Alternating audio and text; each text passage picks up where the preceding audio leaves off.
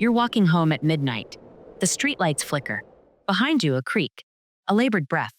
You tell yourself it's the wind, until the shadow falls over you. Too tall. Ragged sleeves snag your shoulder. Ice-cold arms slam around your chest, squeezing until your ribs scream. You can't move, can't breathe, and then she's gone. But your soul feels half gone too. This isn't folklore. For over 100 years, the people of Abbeville, Alabama have begged visitors one thing. Don't walk alone after dark, or Huggin Molly will find you. It's midnight in Abbeville, Alabama. The kind of night where the air feels thick, like the darkness itself is pressing down on you. Your shoes crunch against gravel as you cut through an empty street. Then silence. The crickets stop chirping. The breeze dies. And that's when you hear it. Thud, thud, thud. Heavy, deliberate footsteps closing in fast. You freeze. Your pulse roars in your ears. A raspy, wet breath hits the back of your neck. You want to run, but your legs won't move. A shadow stretches past you, impossibly tall, blotting out the moonlight. And then it grabs you. Bony fingers dig into your shoulders. A rancid stench, like wet soil and decay, fills your lungs. Cold arms, stronger than any human, slam around your ribs, squeezing until your vision blurs. You try to scream, but all that comes out is a whimper. And just as suddenly, it's over. The grip vanishes. The street is empty, but your chest aches like you've been trampled. Your clothes reek of death. And deep down, you know, something took a piece of you that night. This isn't campfire fiction. This is Huggin Molly. For over 100 years, locals have traded the same story. A phantom as real as the oak trees that line these streets. A creature, or a curse, that doesn't haunt old mansions or graveyards. She stalks the living, hunts the reckless. And to this day, parents here still tell their kids, be home before dark, or Molly will hug you too. Abbeville feels like a place time forgot. Spanish moss drips from ancient oaks, their branches clawing at the sky. Sunlight filters through them, dappling rows of weathered brick storefronts, their paint peeling like old parchment, their creaking signs advertising antiques or coffee since 1912. On the surface, it's idyllic, quaint, the kind of town where front porch swings sway empty in the breeze, and the air smells like honeysuckle and slow-cooked barbecue. But linger a little longer, and you'll feel it. There's a hollowness here, a quiet, like the streets are holding their breath. Because Abbeville's beauty isn't just in its preserved facades or the way golden hour gilds the train tracks. It's in the stories, the ones muttered over sweet tea on sticky summer nights, the ones etched into the grain of the courthouse steps, where generations have gathered to whisper about her. You see, most ghost tales belong to places, a haunted attic, a forgotten battlefield. But Huggin Molly? She belongs to the people. To the boy who swears he saw her lurking behind the Methodist church. To the waitress at the diner who locks up early, just in case. To the old-timers who nod solemnly at the mention of her name, their eyes drifting to the alley where the streetlights always flicker. Walk down Abbeville's main road, and you'll pass a mural of Molly herself, painted in faded blues and grays, her arms outstretched, her eyes hollow. Next to it, a rusty plaque claims the legend began in 1890. But locals know better. They'll tell you she's older than the town, that she's in the soil, the river, the humid air that clings to your skin like a warning. Because here's the truth. Abbeville doesn't just tell this story. It lives it. The same way the old drugstore still uses a rotary phone. The way the barbershop floorboards groan underfoot, worn smooth by a century of shoes. This town doesn't move on. It moves with. And Huggin Molly? She's always there, in the corner of your eye. In the chill that cuts through a July afternoon. In the way the shadows seem to twitch when you're alone. So yes, Abbeville looks like a postcard. But postcards lie. They don't show you what happens when the tourists leave, when the shops darken, when the only sound is your own heartbeat and the distant, echoing thud of something getting closer. Let's get one thing straight. Huggin Molly isn't some shapeless specter. She's vivid. Survivors, yes, survivors, describe her in sickening detail. A gaunt figure, 7 feet tall, her spine hunched like a twisted oak. Her dress hangs in tatters, stained with mud and something darker, something that reeks of rust and rot. But it's her eyes they remember most. 2 smoldering pits, glowing faintly in the dark, like embers in a dead fire. And her hands. God, her hands. Fingers too long, too bony, blue-black as a corpse left in the river. They say when she grabs you, her touch isn't just cold, it burns, like dry ice searing your skin. And that's when you hear it, her scream. Not human, not animal, a guttural, Wet wail that starts in your ears and crawls into your skull, rattling your teeth. But why? Why does she do it? Why hug her victims?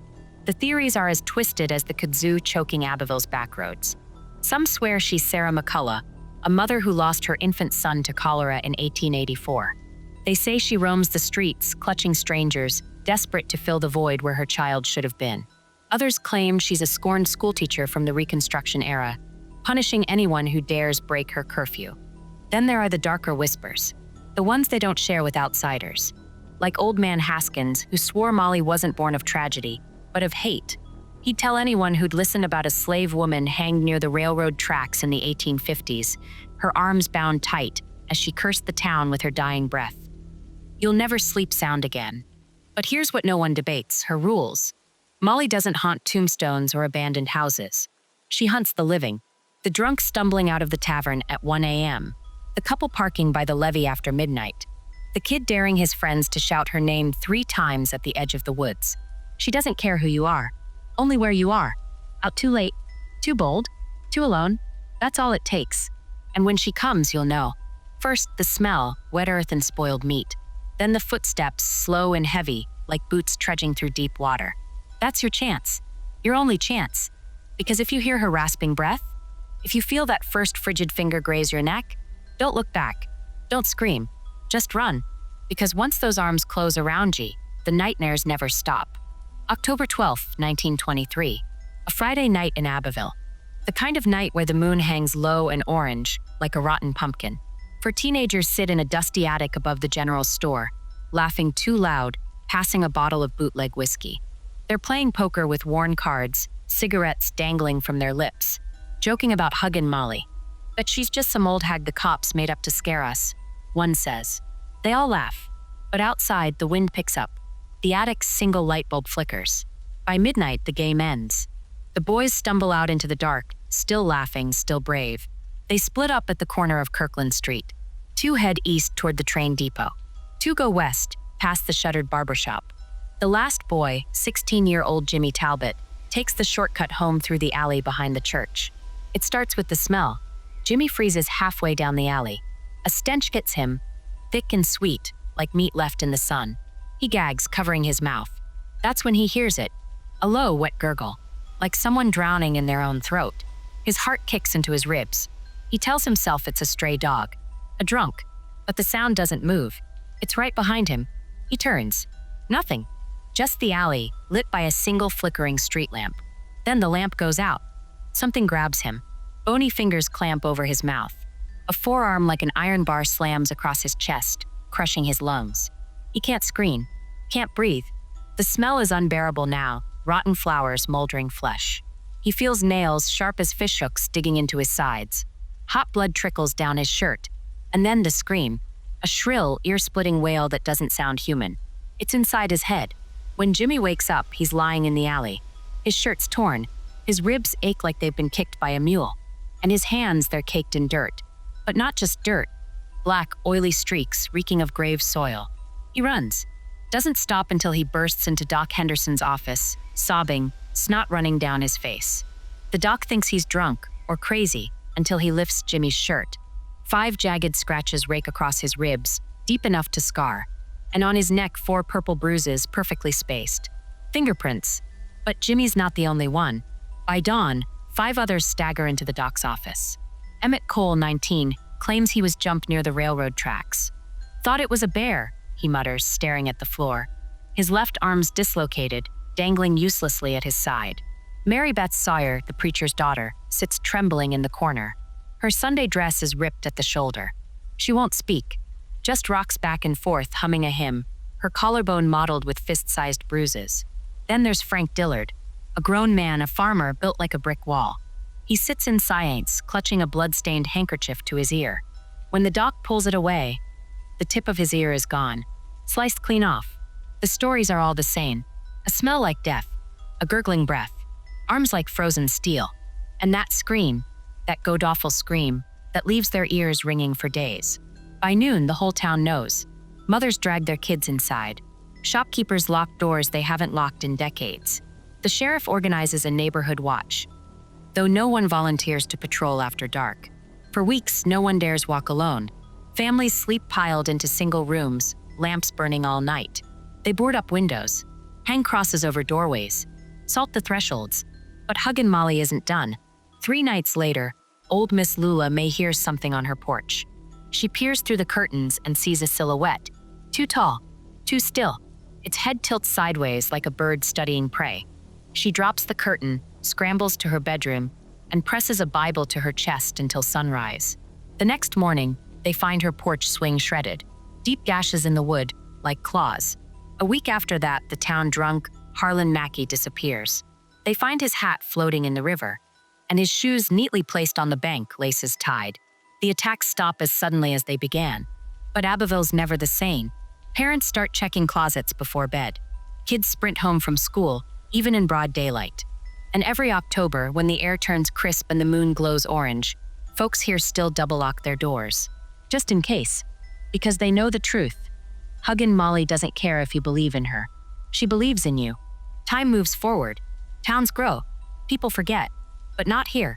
Not in Abbeville. You can buy a latte at the coffee shop on Main Street.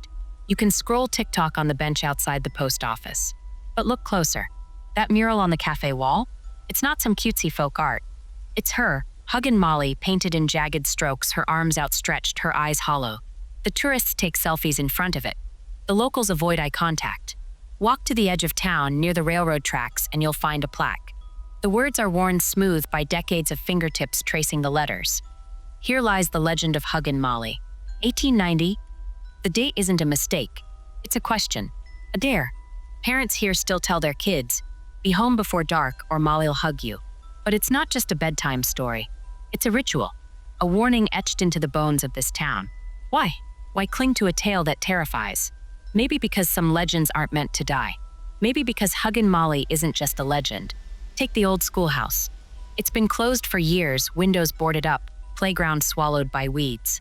But go behind it, past the NO trespassing sign, and you'll see the fence. Or what's left of it. Thick wooden posts, snapped clean in half. Not rotten, not weathered, splintered like something massive slammed into them. The sheriff says it's vandals, teens with baseball bats. But the broken pieces? They're scattered outward like whatever hit that fence was coming from the inside. Then there's the church. The white painted doors scuffed with decades of Sunday shoes. But look at the bottom left panel. 3 long gashes deep and parallel, tearing through the wood. The pastor calls it old damage, says it's from a stray dog back in the 70s. But ask him why they never repaired it. Watch his face tighten. Some things, he'll say, are better left as reminders. And the tourists. Oh, the tourists. They come for the haunted selfies, the Molly-themed merch at the gift shop. They laugh as they stroll the streets at dusk, mocking the hick superstitions. But some don't laugh. Some leave pale and quiet, like the couple from Chicago who swore they heard footsteps following them to their car. Or the college kid who posted a shaky YouTube video claiming something grabbed his backpack near the train tracks. The comments called him a liar. The locals didn't. But here's the thing, Abbeville needs Molly. Without her, it's just another fading southern town. No different from the rest. She's their ghost, their monster, their secret. She's in the way old Ms. Edna locks her diner early, muttering about bad nights. She's in the way the barber Joe keeps a shotgun under the counter for raccoons. She's in the way every Halloween, the streets empty by sundown, porch lights off, as if the whole town is playing hide-and-seek with the dark. Maybe she's a cautionary tale, a way to keep kids off the streets, to keep strangers wary, to keep the past alive. Or maybe the truth is simpler. Maybe Huggin Molly is alive, not as a ghost, not as a monster, but as a fear that won't rot. A story that feeds on doubt, on glances over shoulders, on the chill you feel when the crickets suddenly stop. Think about it. Why else would a town hold on to something so grim? Why paint her on walls? Why carve her name into plaques? Why whisper about her in every generation? Because deep down, in places they don't talk about, they need her to be real. Without her, the flickering street lamps are just bad wiring. The cold spots in the alley are just the wind. The nightmares are just nightmares. But with her, the world makes sense. The fear has a shape, a name, a reason. And when you live in a town where the past never leaves, where the shadows feel heavier than they should, where every creak in the night could be something, you hold on to that reason. You pass it down. You keep it alive. Because the scariest thing isn't Huggin Molly. It's the idea that she isn't there, that the things that go bump in the night are just nothing. And Abbeville? This town can't survive nothing. So they cling to the scratches, the broken fences, the screams in the dark. They cling to her. Because as long as Huggin Molly haunts these streets, Abbeville will never be alone. Let's play a game. Suppose Huggin Molly isn't a ghost. Suppose she's worse. Start with the facts. In 1873, a woman named Eleanor Voss vanished from Abbeville. Her 2-year-old son drowned in the Chattahoochee River. After the funeral, she disappeared. The sheriff wrote it off as grief. But old census records tell a darker story. Neighbors reported screams from her house weeks after the burial. A tall, ragged figure seen digging in the woods at night. Then in 1875, a traveling salesman swore a wild woman attacked his carriage near the river. He described her hands, long, clawed, and ice-cold. Sound familiar? Maybe Molly wasn't a ghost. Maybe she was a mother, a woman shattered by loss, driven into the swamps, surviving on rage and river rats. Maybe those attacks weren't supernatural, just a broken human, desperate to make the world hurt as much as she did. But not all theories are so kind. In 1938, a construction crew found bones under the floorboards of the abandoned schoolhouse. A child's bones. The sheriff called it a historical curiosity. The town buried them quietly in an unmarked grave. No investigation. No headlines. But that same year, 3 more people reported Huggin Molly sightings. Coincidence? Or confession? Then there's the other story. The one they'll only tell you after a 3rd drink at the dive bar outside town. About a wealthy family in the 1920s. The father, a judge. The daughter, 17, found dead in the woods. The suspect? A farmhand named Moses Clay. But the judge didn't call the cops. He called his friends. They dragged Moses to the railroad tracks. Left him there. The next day, his body was gone. And the first Huggin Molly sightings began. A figure near the tracks, sobbing and screaming. They say ghosts can't bleed. But people can. People lie. People hide. So why does Abbeville cling to the ghost story? Because it's easier. Safer. Better to blame a phantom than admit their grandparents let a killer go free. Or worse, that they made one. But don't take my word for it. Go to the Abbeville Historical Society. Ask to see the archives. Watch how the clerk's smile tightens. Lost in a flood, they'll say. Then recommend you visit Molly's mural. Or drive out to the old Lenox Asylum, rotting in the pines outside town. The one that burned down in 1951. Patient records? All ash. But locals still talk about the night shift nurse who worked there. A tall woman with a limp, fired for aggressive behavior. They say she moved north after the fire. But the yearbook in the high school library? Her photo's scratched out. The truth is, Abbeville doesn't want you to know. They'd rather you buy a t-shirt, snap a selfie, and leave. Because the real horror isn't a ghost. It's the rot under the town's pretty facade. The unmarked graves. The blood money. The sins they dressed up in a tattered dress and called Molly to absolve themselves. But here's the kicker. Even if she was human once, what is she now? In 2017, a paranormal investigator stayed overnight in the old schoolhouse. He set up cameras, motion sensors, a digital recorder. At 3:07 a.m., the audio picked up a whisper. Don't look. When he checked the footage, all he found was a shadow. A tall, hunched shadow. And on the wall behind it, words scratched into the plaster. I'm still here. So go ahead. Ask a local if Molly's real. They'll smirk, avoid your eyes, and say, why don't you stay after sunset and find out? But listen close to their voice. That's not a challenge. It's a plea. Abbeville never sleeps. Oh, it pretends to. The shops close.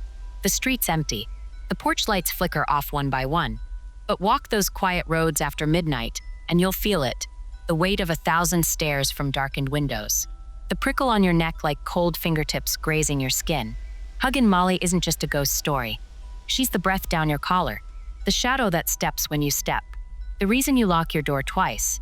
You could dismiss it all, of course. Call it hysteria. Point to the mural, the plaques, the gift shop keychains as proof it's all a show. But then why do the dogs howl at the moonlit railroad tracks? Why do the old-timers refuse to walk past the church after dusk? Why does every storm crack the same oak limb over the spot where Jimmy Talbot swore he was attacked? This town wears its scars like jewelry. The broken fences, the gashes on the church door, the whispers in the diner that stop when outsiders walk in, they're not accidents. They're proof. Proof that some stories don't fade. They fester. They grow roots. They become part of the dirt, the water, the air you breathe. So here's the truth they'll never print on those souvenir postcards. Abbeville doesn't haunt you. You haunt it. Every skeptic who laughs at the legend, every tourist who dares the alley, every soul who whispers, "I'm not scared," feeds her. Gives her shape. Power. Because Huggin Molly isn't in the past. She's in the doubt. The moment you wonder if that sound outside is the wind, or something waiting for you to open the door. Go home. Lock your windows. Tell yourself it's just a story. But when you shut your eyes tonight, you'll see it, the empty street. The flickering lamp.